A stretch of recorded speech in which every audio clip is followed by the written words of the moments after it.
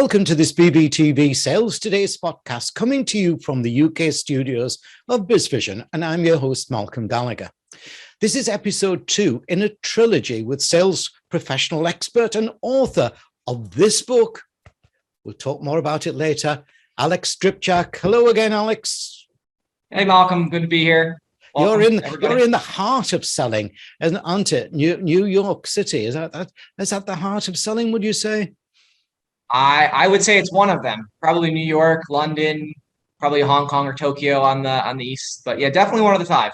Without a doubt, Alex, you've so much value for my audience. I don't want to waste any time. So let's get straight into episode 2. I love your thinking on empathy and why it's a superpower in sales. Can you explain your thinking to my audience, and also where sometimes such empathy goes wrong? Oh, I like that dovetail part of the second question there. Thank you, Malcolm. So it's something that sounds really basic, empathy. Okay, yeah, we all should be more empathetic, but I think people can really be blinders on when they are pursuing their goal and lose sight of being empathetic. They're thinking, okay, I need to close this deal. I need to reach my quota, whatever it is. And they kind of lose sight of that other person and all the challenges that they're facing on the back end. So, one of the examples I often cite is I'll have salespeople that are very talented come up and they'll be like, oh, okay, why don't you tell me about the situation? And I'll explain everything that's going wrong. And they'll be like, great, I got a solution for you. And it's like, well, no, it's not great, because I am, mired down in all this extra work or all these extra challenges. So when you're saying when my pain is great, that's not very empathetic. So it might be great for your product, but it's not exactly great for my situation. So you need to think about how you're communicating and conveying that information. And I talked about mitigating self-oriented desires in our last session.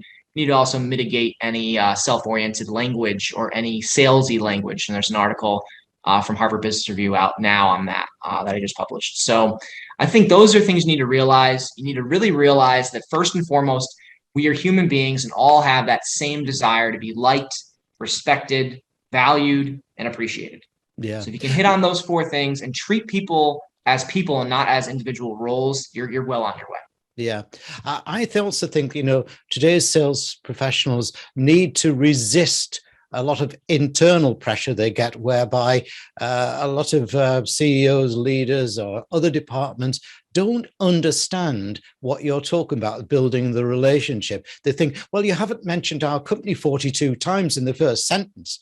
You've sat through boring PowerPoints, I'm sure, where you're thinking, when are you going to get started? You've been telling us all about how wonderful you are, It's a bit like the PR person who never consummated his marriage because he was too busy telling his wife how wonderful it was going to be, and right.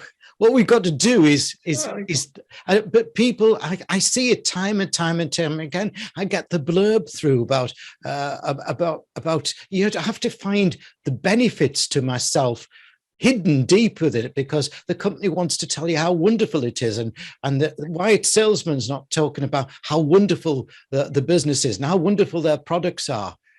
That's not empathy, is it? Not at all. And I would always say that. So I do a lot on meeting effectiveness and especially finalist presentations.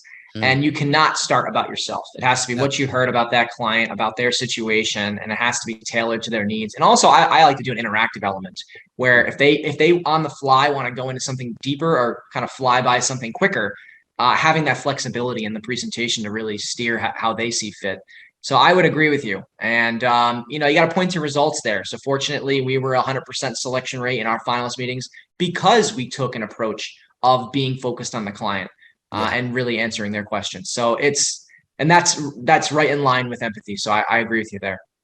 Yeah. And I think we need this big shift within sales. It's having to happen in leadership, where they're having to be more compassionate and caring. And sales needs to understand that that business and that business leader or that buyer may have gone through a lot of trauma personally, and it's not what they're talking about, what they're showing outwardly is not necessarily what's there internally. So you have to uncover it, don't you? Absolutely. I mean, these are tricky times that we're dealing with. We're going through a lot right now, a lot of macro forces that are making people's lives more difficult. So all the more reason we need to be more empathetic.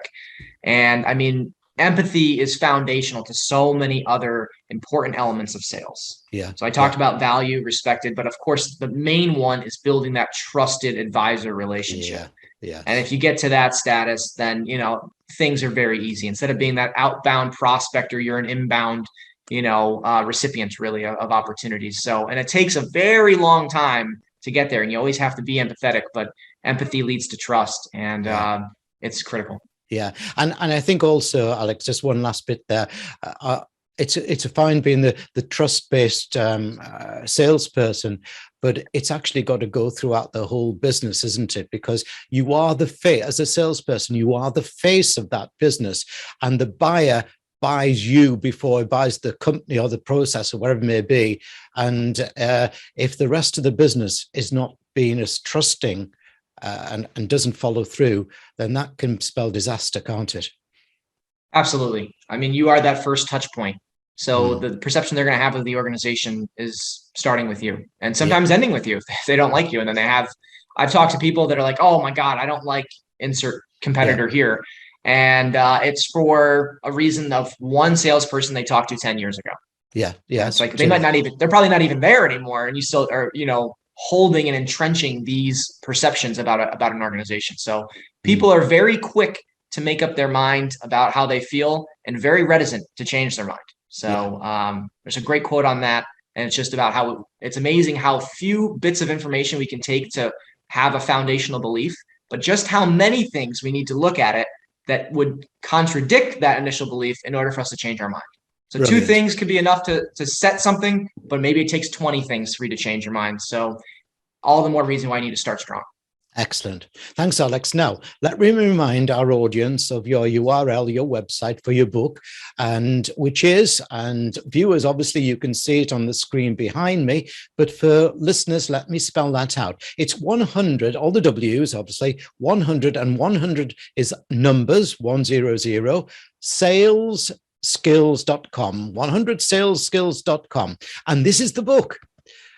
100 Skills of the Successful Sales Professional, and it's published by Business Expert Press. As I said, I'm passionate about sales, and I love the way that Alex has curated so many sales books into this one valuable volume for you. Being ahead of the curve is vital in sales today. Gone are the days of glibness and the smooth tongue. In is the need to improve your emotional intelligence and gain empathy with your prospective and existing customers. Thanks, Alex Dripchak. Thanks, Alex. Thank you, Malcolm. And I think that the one part I didn't get to, just to caution people, so empathy is extremely important, but you need to also remember that, people could start thinking of it as like a therapy session. So you want to make sure you don't get sidelined into just being a friend. You still want to make progress. And I think one great question people to think about, a little takeaway for the downside of potential empathy, as you were mentioning earlier, is who else is recognizing this as an issue worth addressing like yourself.